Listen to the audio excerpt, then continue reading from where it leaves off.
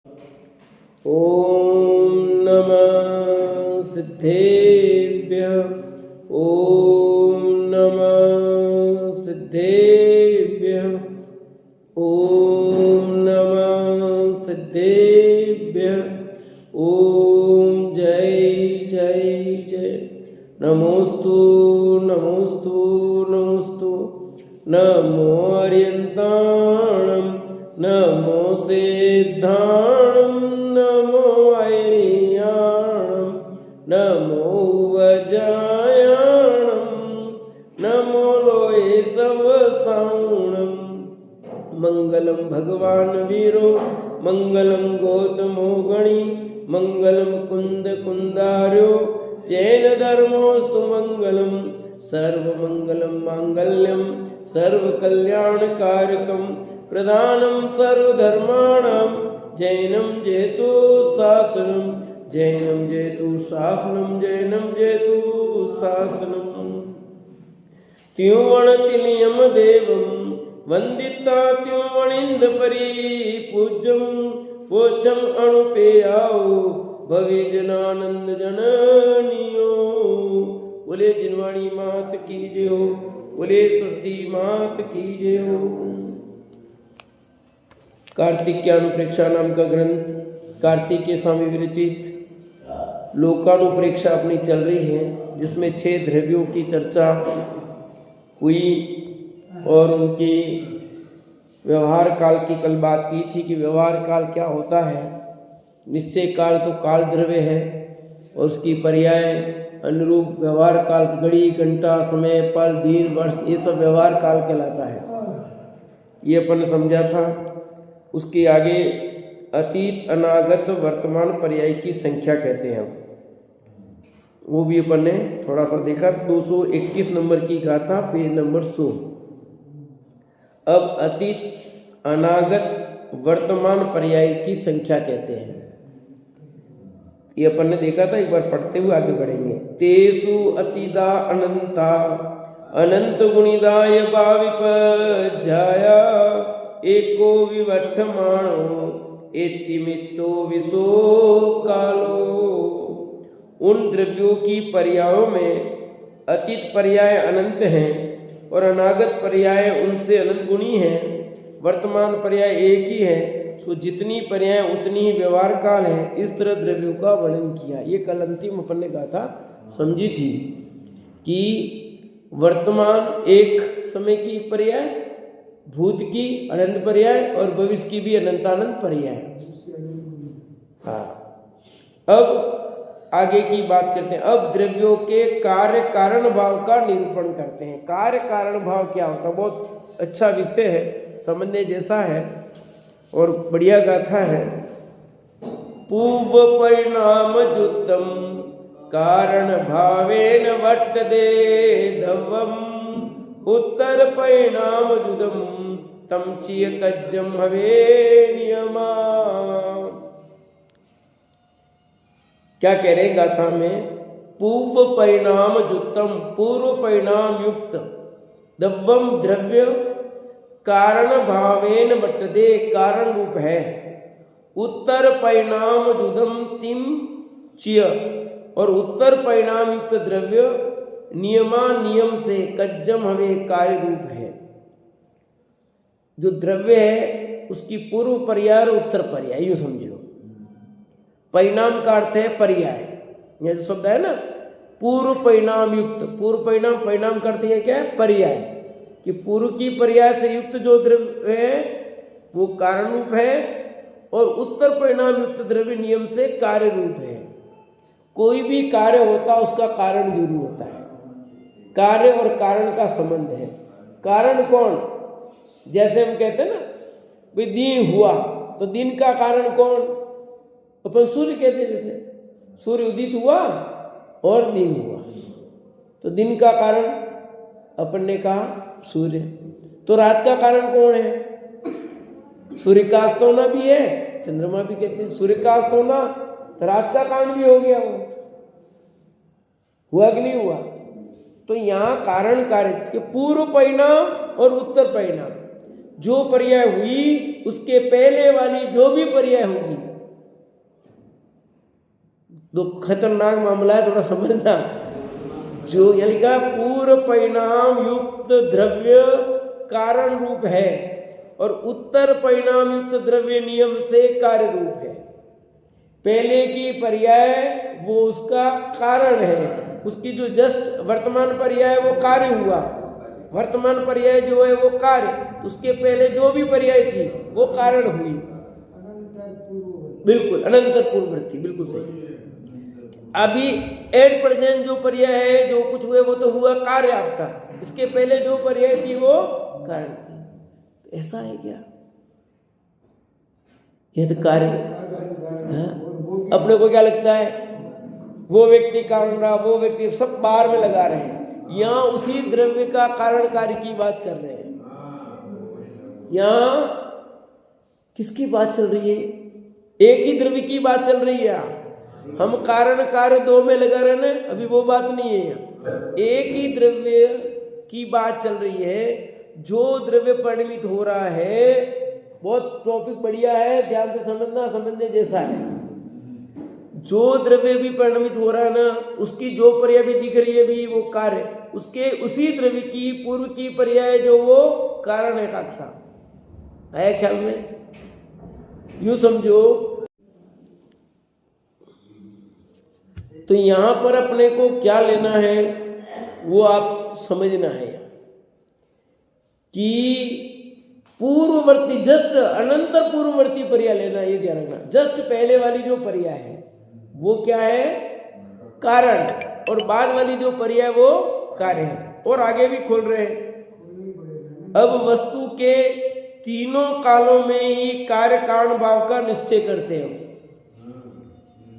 कारण कज्ज विशेषा तस्सु विकालेषु होन्ति वथूणम् एकेकमीय समय पूर्वतर भावमासिज्य।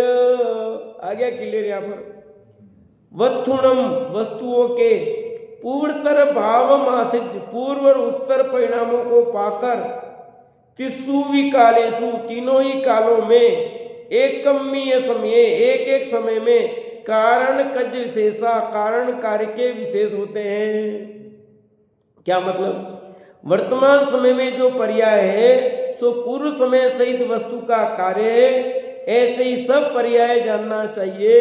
ऐसे समय समय कार्य कारण रूप है। जो समझा रहा हूं वो इस गाथा में खोला है कि ऐसा सब जगह लगाना कि जो पर्याय वर्तमान में हुई उसके पहले की जो भी पर्याय होगी वो उसका कारण होगी और बाद की पर्याय कार्य होगी।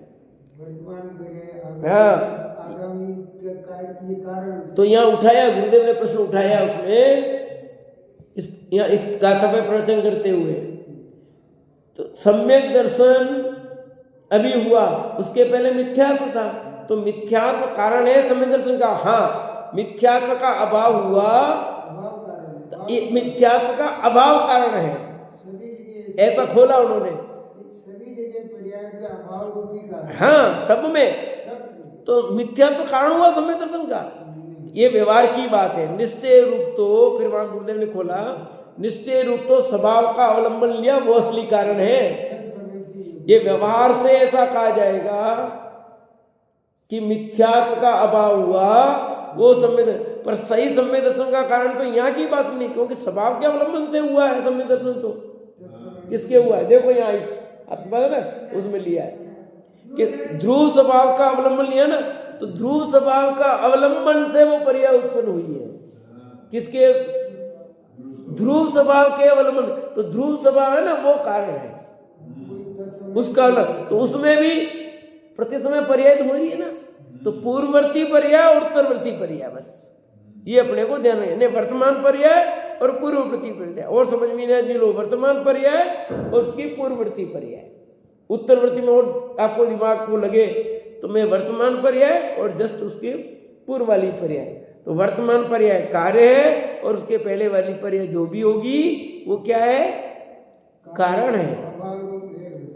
और उसका अभाव होगा तभी होगा, अभाव के बिना तो दूसरी पर्याय कैसे पैदा होगी? नई पर्याय आएगी कहां से? तो वर्तमान समय में जो पर्याय है सो पूर्व समय सहित वस्तु का कार्य है। ऐसे ही सब पर्याय जानना चाहिए। सब पर्याय मतलब एक द्रव्य में आगे आ रहा है अगली गाथा में, प्रत्येक द्रव्य में अनंत गुण है। कितने? अनंत गुण है। तो अनंत गुणों की एक समय में कितनी पर्याय होगी? अनंत पर्याय होगी। अभी अगली गाथा पढ़ लेते हैं। अब वस्तु है सो अनंत धर्म स्वरूप है, ऐसा निर्णय करते हैं। देखो, संति अनंतानंता तिषु विकालेषु संवदवाणी सर्वमपि अनेयंतम तत्तो भणिदम जिने देहि। संवद वाणी सर्वद्रव्य तिषु विकालेषु तीनों ही कालों में अनंतानंता अनंता अनंत संति हैं, अनंत पर्याय सहित हैं। सब द्रव्य तीनों ही काल में अनंत पर्याय सहित है। इसलिए जिनेन्द्र देव ने सभी वस्तु को अनेकांत धर्म स्वरूप कहा है। लो, सब द्रव्य को क्या कहा है? अनंत धर्म स्वरूप कहा है। क्यों कहा? कि प्रत्येक द्रव्य तीनों कालों में अनंत पर्याय से, तीनों कालों में एक द्रव्य में एक समय की एक पर्याय एक गुण की, तो प्रत्येक द्रव्य में अनंत गुण है। तो अनंत गुणों की अनंत पर्याय एक समय में, ये तो हुई एक समय की बात। अब काल की अपेक्षा लो, भूत की अनंत पर्याय, वर्तमान की एक और भविष्य की अनंत अनंत पर्याय जो पहले गाथा आई, तो कितनी होगी? अनंत अनंत पर्याय से युक्त प्रत्येक द्रव्य है। एक समय में गिनो तो, और भूत भविष्य वर्तमान की अपेक्षा गिनो तो भी। इसलिए द्रव्य अनेकांतात्मक है, अनंत धर्मात्मक युग है। क्यों? अनंत धर्म सहित है प्रति समय और अनंत पर्यायो सहित है तीनों कालों में। सब द्रव्य, एक द्रव्य नहीं, जीव पुद्गल धर्म अधर्म आकाश काल सब द्रव्य, और प्रत्येक द्रव्य में अनंत गुण है। जीव में ही अनंत गुण है ऐसा नहीं, सब द्रव्यों में अनंत गुण है। सामान्य गुण ही अनंत है, विशेष गुण तो अपना है जो अलग बात है। सामान्य गुण ही अनंत है।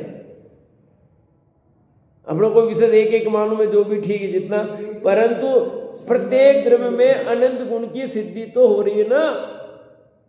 ऐसे अनंत गुणों की अनंत पर्याय एक समय में, क्योंकि एक गुण की एक समय में एक पर्याय, तो एक ही द्रव्य की एक ही काल में अनंत पर्याय, ये अनंत धर्मात्मकता। यहां एक खुला है ऊपर से, संसार पर्यायकांत किसी जीव को आता ही है, किंतु संसार पर्याय से मोक्ष की पर्याय अनंत गुणी है, और भावी पर्यायों का काल भूत पर्यायों से अनंत गुना है। कभी भी भविष्य काल का अंत नहीं होगा। ठीक है, यहां कह रहे हैं अनंत पर्याय से, इसलिए जिनेन्द्र देव ने सभी वस्तुओं को, सब द्रव्यों को अनेकांत धर्म स्वरूप का है, अनंत धर्म स्वरूप का है, क्योंकि तीनों कालों में अनंत पर्याय से युक्त है। कौन? सब द्रव्य। एक द्रव्य की बात नहीं चल रही है, या जीव की बात नहीं चल रही, यहाँ सब द्रव्यों की बात कर रही है। सब द्रव्यों के कारण कार्य भाव की बात चल रही है। कौन कारण, कौन कार्य, और कारण कार्य हमेशा रहेंगे ही रहेंगे। कार्य है तो कारण होना ही चाहिए, और कारण कौन और कार्य का, कि जो कार्य है वर्तमान पर्याय उसकी पूर्व पर्याय नियम से कारण है। क्यों? कि वो पर्याय जाएगी तभी दूसरी पर्याय आएगी, वो गई नहीं तो नहीं आएगी कैसे? जगह कौन देवे? वो जाए तब दूसरी आवे ना। ये समझना थोड़ा कठिन लगता है, ऐसे कारण समझेंगे ऐसे कार्य, पर हाँ सच्चाई तो है ही। अपने को बाहर से लगता है, उस द्रव्य में ही कारण कार्यपना नहीं लगता है, अपन बाहर से कारण मानते हैं। अपने गुस्से का कारण कौन बताओ? चलो, ये व्यक्ति मेरे को क्रोध, इसने मेरे को गुस्सा दिलाया। यहाँ कहते वो नहीं, यहाँ तेरे क्रोध का कारण वो नहीं, तेरी पर्याय पूर्व की पर्याय जो गई शांत पर्याय, वो पर्याय गई, वो कारण है, और ये वर्तमान पर्याय तेरा कार्य है। अपन लगाएंगे सामने से, सामने सब दूसरे लगते हैं। कि तेरे ही कारण, कारण कार्य तू ही है, बाहर के मत कर, तू ही कारण और तू ही कारण, यानी तेरी ही पर्याय कारण है और तेरी पर्याय कार्य है। अपने को बाहर में सब ढूंढते हैं, क्योंकि अनंत धर्मात्मक वस्तु है। यह कह रहे हैं कि प्रत्येक द्रव्य अनंत धर्मात्मक है, अनंत पर्याय है, अनंत पर्याय है। आ रही है, जा रही है, आ रही है, जा रही है, धना धन, और अनंत पर्याय प्रति समय जा रही है, अनंत पर्याय प्रति समय नहीं आ रही है। एक द्रव्य की अनंतानंद द्रव्य, अनंतानंद द्रव्य है, अनंतानंद द्रव्यों की पर्याय कितनी समझो? हाँ, एक ही द्रव्य की अनंत पर्याय है, तो अनंतानंद द्रव्यों की अनंत पर्याय क्या करना, उससे अपने को लेना देना नहीं है। ये तो वस्तु स्वरूप समझने की बात है, क्योंकि वस्तु स्वरूप समझ में आए तो अपना द्रव्य है ना, अपना स्वरूप समझ में आएगा। अब कहते हैं कि जो अनेकांतात्मक वस्तु है सो अर्थ क्रियाकारी है, वस्तुत्व गुण आ गया। जमवत्तु अनेयंतम तमचिय कज्जम करे दिन्यमेण बहुदम मजुदम अथम कज्ज करम दिस दे लोए। जो वस्तु अनेकांत है, अनेक धर्म स्वरूप है, सो ही नियम से कार्य करती है। लोक में बहुत धर्मों से युक्त पदार्थ ही कार्य करने वाले देखे जाते हैं। लोक में नित्य अनित्य एक अनेक भेद इत्यादि अनेक धर्म युक्त वस्तुएं हैं, सो कार्य कारिणी दिखाई देती हैं। सो मिट्टी के घड़े आदि अनेक कार्य बनते हैं। सो सर्वथा मिट्टी एक रूप नित्य रूप तथा अनेक अनित्य रूप भी होवे तो घड़े आदि कार्य बनते नहीं हैं। ऐसे ही सब वस्तुओं को जानना चाहिए। क्या कह रहे हैं कि जो वस्तु अनेकांत है अर्थात अनेक धर्म स्वरूप है, सो ही नियम से कार्य करती है। लोक में बहुत धर्मों से युक्त पदार्थ ही कार्य करने वाले देखे जाते हैं। बहुत धर्मों से युक्त पदार्थ ही, प्रत्येक द्रव्य अनंत धर्मात्मक है, इसलिए उसमें कार्य कारण व्यवस्था बनती है। यदि नहीं होता तो नहीं बनती, पर सब वस्तु जितने जगत में वस्तुएं हैं, इसलिए लिखा ना अर्थ क्रियाकारी, अनेकांतक वस्तु अनेकांतात्मक है अतः अर्थ क्रियाकारी है। सब प्रयोजनभूत क्रिया, सब प्रयोजनभूत क्रिया, अनंत धर्मात्मक है, अनंत क्रिया हो रही है, कोई दिक्कत नहीं है, कोई परेशानी नहीं है। जिसको लगती लगे परेशानी, यहाँ तो कुछ ऐसा है नहीं। लोक में वस्तु नित्य भी अनित्य भी, एक भी और अनेक भी, इसका ना परस्पर विरोधी शक्तियाँ, उसको धर्म कहते हैं। हाँ, परस्पर विरोधी लगने वाली शक्तियाँ, वही वस्तु नित्य भी है, वही अनित्य उसी समय, एक भी है और अनेक भी है। दो चीजें कैसे हो सकती है? हाँ, बाप और बेटा दोनों हो सकता कोई? हो क्यों नहीं सकता भैया? मैं बाप भी हूं और बेटा भी हूं, नहीं हो क्या? आप माँ भी हो और बेटी भी हो, नहीं हो? हैं? आप माँ बेटी हो, माँ बेटी चाहे माँ भी हो और बेटी भी हो। आप अपनी माँ की बेटी हो और अपनी बेटी की माँ हो।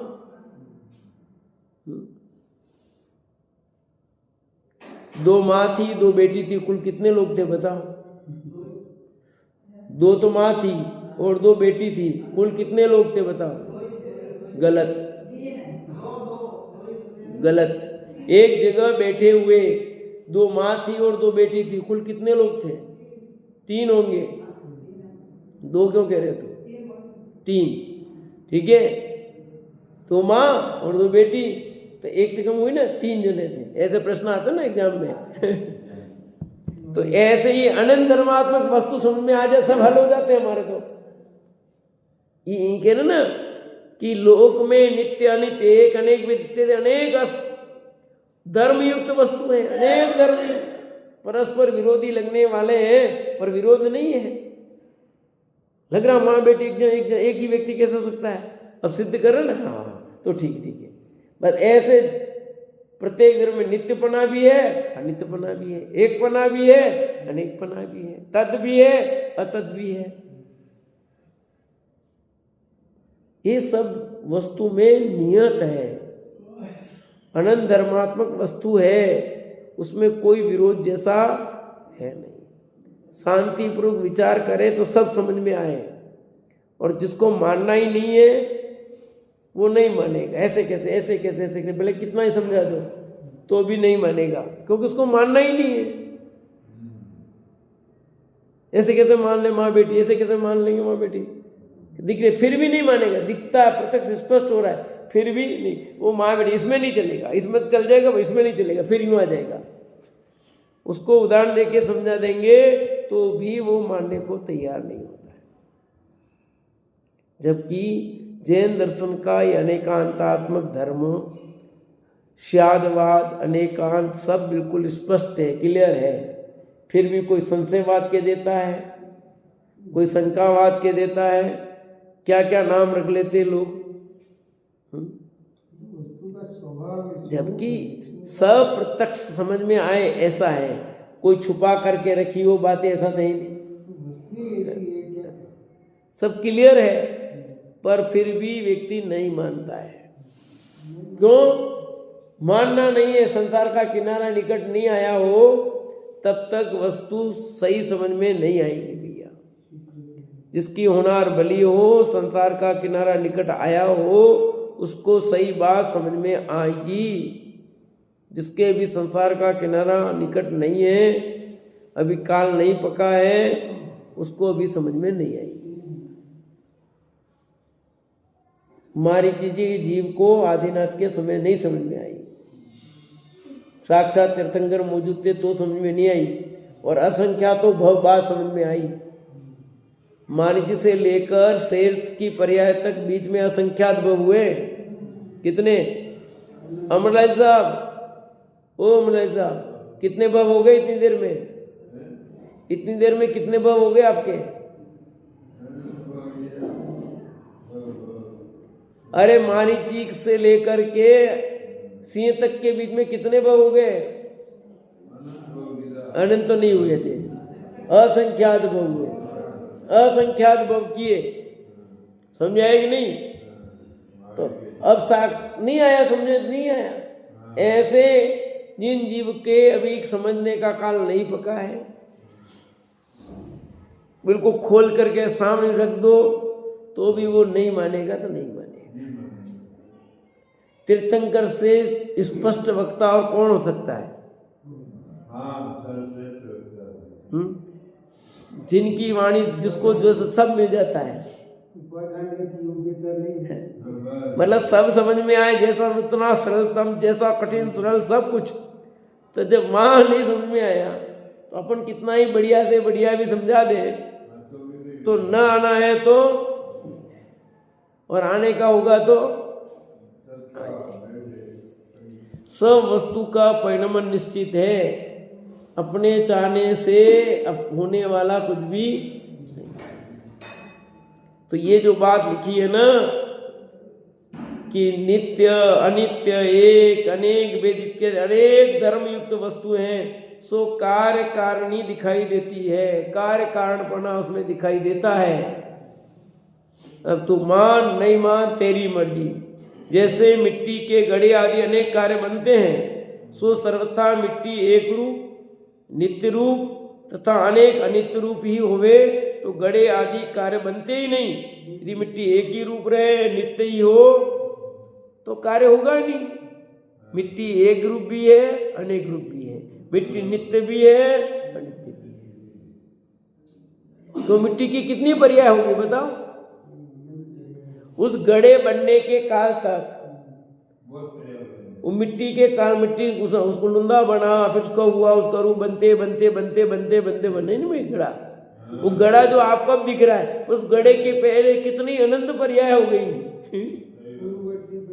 उसकी पूर्ववर्ती कितनी पर्याय आपके देख, कुछ मोटी मोटी तो आपको दिखती ही गई है। यूं होती होती यूं घड़ा होता है, कुमार ने पैसे लुंदा लिया, यूं करता गया करता लाया, फिर हाथ डाला, कितना इतना छोड़ा, एकदम फिर जगह होगी क्या उस मटकी के अंदर बीच में है?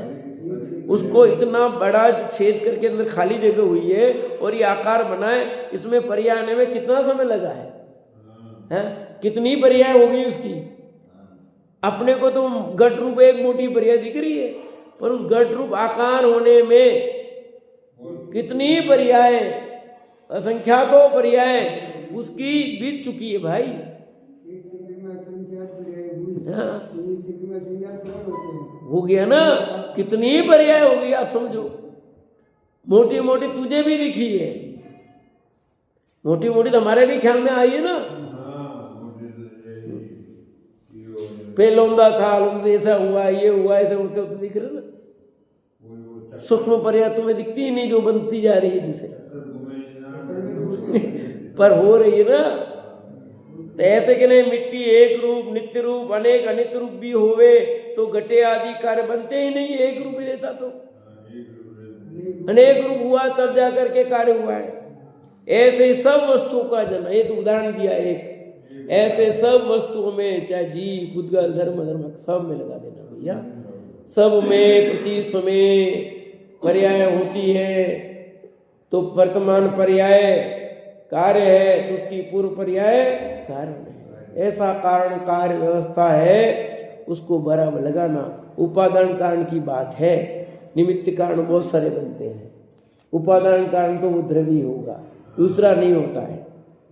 उपादान कारण स्वयं व द्रव्य ही होता है। दो द्रव्यों में उपादान निमित्त लग सकता है, पर उपादान कारण तो एक ही द्रव्य में लगेगा। वो उस द्रव्य का दूसरा भी उपादान कारण हो ऐसा नहीं होता। क्या हो सकता है? बोलो, क्या कहा? बोलो, क्या कहा? बोलो पहले तो। एक ही में ही लगता है, दो द्रव्य में नहीं लगेगा उपादान कारण, कि नहीं लगेगा, कभी नहीं लगेगा। क्यों? उपादान दूसरा हो गया, फिर वो मतलब ही नहीं रहा, फिर तो उपादान कारण कहाँ रहा। निमित्त कारण अवश्य पर द्रव्य कहा जा सकता है, पर उपादान कारण तो स्वद्रव्य ही होता है, उसमें ही लगाना है। क्यों? मिट्टी ही घट रूप परिणमित हुई ना, तो उपादान कारण वही हुई ना। कुमार निमित्त कारण है, उपादान कारण नहीं। उपादान कारण तो वह स्वयं द्रव्य होगा, और उसके लिए भी क्या लिखा? वर्तमान पर्याय जो एक समय की है, उसके पहले की जो जस्ट पर्याय वो उसका कारण है, और वो पर्याय कार्य है। अब काल की अपेक्षा बहुत सारे मोटे समझाने के लिखते हैं, पर मूल बात यहाँ पर ऐसे जानना चाहिए। हाँ बोलो। उपादान जो कारण है उसमें तीन बताइए। हाँ बिल्कुल, तीन बताइए। त्रिकाली उपादान, पूर्वनंतरी तीन बताइए। समय की योग्यता। बिल्कुल, ये तीनों तो उसमें असली कारण तत्समय की योग्यता ही है, वो अभी उसकी बात चल रही है। तत्समय की योग्यता की बात चल रही है। वही असली कारण है। असली कारण तो वही है, पर मोटे तौर समझाने के लिए बन लेते, क्योंकि उसमें वो नहीं हो तो।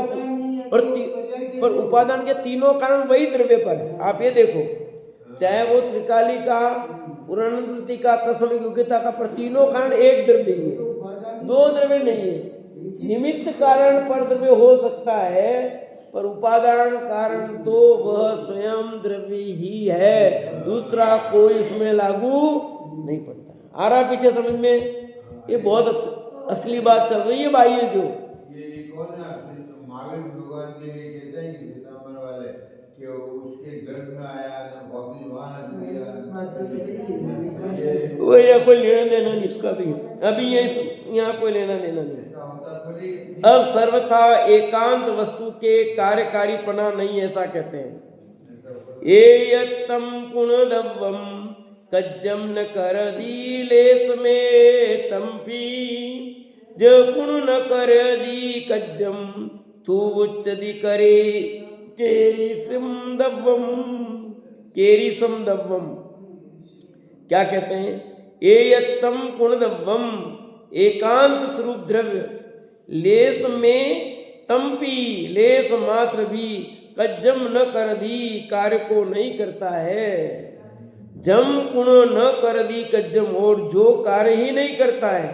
तम उच्चदी केरी समदवम, वह कैसा द्रव्य है? वह करता है तो सुन रूप सा है, जो अर्थ क्रिया स्वरूप होवे, सोई परमात्म रूप वस्तु कहिए। और जो अर्थ क्रिया रूप नहीं सो आकाश के फूल के समान शून्य रूप है। वस्तुत्व गुण के कारण अर्थ क्रिया कारित होता है, इसलिए उसका नाम वस्तु है। जो वस्तु है ना, वस्तु नाम किस लिए पड़ा? वस्तुत्व गुण से वस्तु नाम पड़ा, द्रव्यत्व गुण से द्रव्य नाम पड़ा। आया समझे नहीं? तो कहते हैं वो वस्तु कैसी है मेरी थी, इसमें वस्तुत्व गुण ही नहीं है, तो अर्थ क्रिया कारित्व ही नहीं है, तो वस्तु ही कैसी हो? फिर वस्तु ही नहीं हो। तो एकांत स्वरूप द्रव्य लेस मात्र भी नहीं कार्य को नहीं करता, एकांत स्वरूप द्रव्य लेस मात्र भी कार्य को नहीं करता है। और जो कार्य नहीं करता वह कैसा द्रव्य है? वह करता है तो शून्य रूप सा है। फिर जो अर्थ क्रिया रूप होवे सो ही परमात्म रूप वस्तु कहिए, और जो अर्थ क्रिया रूप नहीं सो आकाश के फूल के समान शून्य रूप है। यानी वस्तु है, द्रव्य है, तो उसमें अर्थ क्रिया होना जरूरी है, नहीं तो वो वस्तु ही नहीं है, शून्य है। फिर वो कार्य कारण बना है ही, कार्य है, कार्य नहीं, कार्य क्रिया होगी ना, क्रिया होगी कार्य होगा। परिणाम ही नहीं है तो फिर द्रव्य कैसा? परिणाम तो होगा ना, होगा ही, परिणाम को पर्याय अर्थ क्रिया कारित्वपना होगा ही होगा, उसके बिना तो काम हो ही नहीं सकता। गण प्रयोजन बुद्ध क्रिया वस्तुत्व गुण का क्या लक्षण बताया सौरभ दीदी?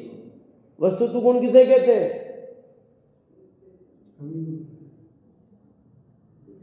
बोलो, वस्तुत्व गुण किसे कहते हैं? आने दो, थोड़ा नींद उठने दो।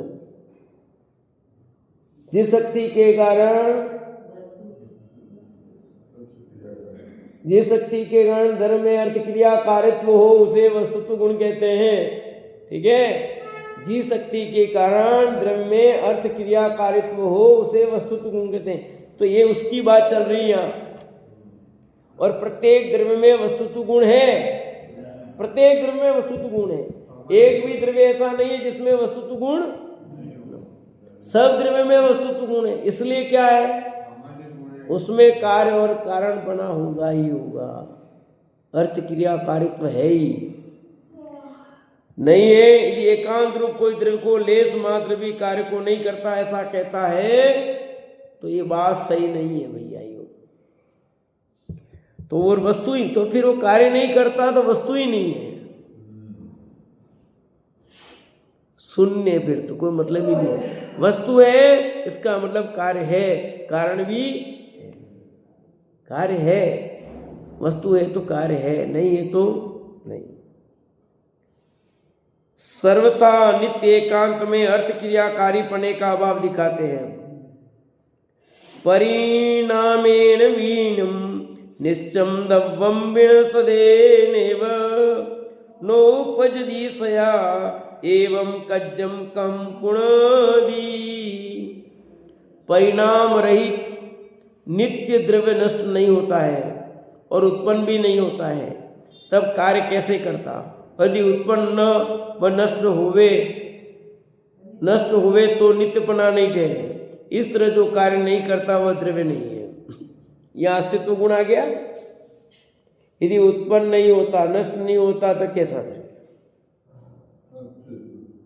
उसमें पर्याय उत्पन्न भी होगी और नष्ट भी होगी। नित्यपना भी है और नित्यपना है। या तो नित्य ही रहेगा तो कुटस्थ हो जाएगा, सर्वथा नित्य होगा तो फिर नित्यपना नहीं रहेगा। लोगों को ये बात समझ में आना थोड़ा कठिन लगती है। नित्य है तो नित्य कैसे हो सकता है, अनित्य है तो नित्य कैसे हो सकता है? रात है तो दिन हो सकता है क्या? हाँ, यहाँ रात है तो क्या वो अमेरिका में दिन हो सकता है कि नहीं? एक जगह रात एक जगह दिन है, ठीक है कि नहीं? पर एक ही जगह रात और दिन दोनों एक साथ हो सकते हैं? नहीं सकते। पर एक ही द्रव्य में नित्य नित्य बना हो सकता है एक साथ? क्या? हाँ, हो सकता है। वो रात दिन एक जगह एक साथ नहीं, उसके वो अलग चीज है और नित्य नित्य बना अलग चीज है। वो सर्वथा विरोधी है कि विरोध लगने वाला है।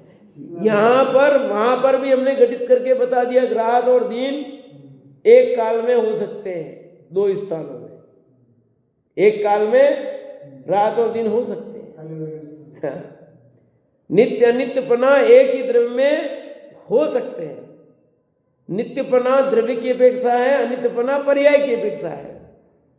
हाँ, आप द्रव्य की अपेक्षा ही अनित्यपना मानोगे, उस द्रव्य की पर्याय नित्य भी होती है, अनित्य भी होती है। कि हाँ, पर्याय नित्य होती है, पर्याय तो नित्य नित्य नहीं होती है, पर काल प्रवाह की अपेक्षा नित्य कह दिया। जैसे सिद्ध पर्याय है, वो अपेक्षा से तो अपेक्षा हाँ लगाओ, यूं तो पर्याय एक समय की है, दो समय की नहीं है। सिद्ध पर्याय नित्य कहते हैं, नहीं कहते, शादी अनंत। तो अपेक्षा से समझना पड़ेगा, हर चीज तो बराबर समझ में आएगी, और आप अपनी मर्जी से कुछ भी लगाओगे तो नहीं लगेगा भैया। तो यहाँ जिस अपेक्षा से कथन है वो समझो, प्रत्येक द्रव्य में नित्यपना भी है, अनित्यपना भी है, दोनों चीज मौजूद है, दोनों को स्वीकार करना पड़ेगा। नहीं करो तो तुम्हारी मर्जी, वस्तु में तो बदलाव होने वाला नहीं है। वस्तु तो जैसी है वैसी है, तुम मानो नहीं मानो ये तुम्हारी मर्जी है, तुमको कौन बदले, वस्तु तो बदलेगी नहीं। तुम अपने आप को अभी जैसे मान लो, अभी पुरुष द्रव्यपने से पुरुष है, पर आप पुरुष नहीं मानो, मैं तो स्त्री हूं, मान लो तू तो स्त्री हो जाएगा क्या? नहीं होगा। बस जो जैसा है वैसा ही रहेगा। इसलिए वस्तु के धर्म को हम सब स्वीकार करें तो हमारे को सब समझ में आएगा, शेष चर्चा आगे चलेगी।